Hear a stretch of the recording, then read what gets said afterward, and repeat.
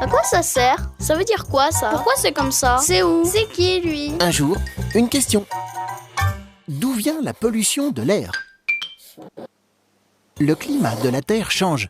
Il se réchauffe, principalement à cause de gaz produits par l'activité humaine, les gaz à effet de serre.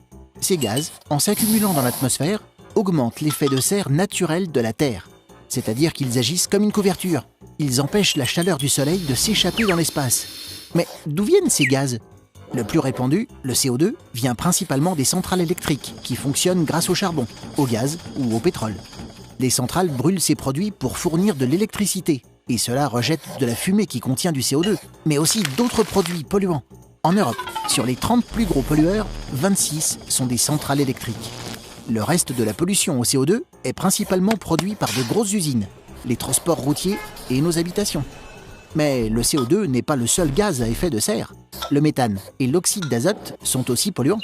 Et là, c'est l'agriculture qui est championne sur le rejet de ces gaz. Élevage d'animaux, culture de céréales et autres. C'est pour lutter contre cela que depuis 1997, environ 180 pays se sont engagés à réduire la production de ces gaz. C'est le protocole de Kyoto. Hélas, les deux plus grands pays pollueurs, les États-Unis et la Chine, n'ont pas prévu de s'engager dans ce protocole. Prochain rendez-vous, le 30 novembre, pour la conférence internationale Paris Climat 2015. Objectif, limiter à 2 degrés l'augmentation de la température sur Terre. Tu te poses des questions? Nous, on y répond.